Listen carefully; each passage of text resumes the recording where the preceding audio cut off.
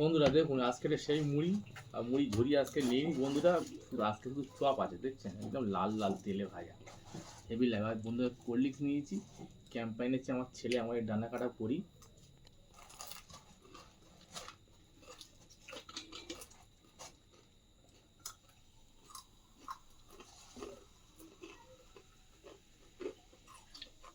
আমার ছেলে একটু কোল্ড ড্রিঙ্কস খেতে খুব ভালোবাসে।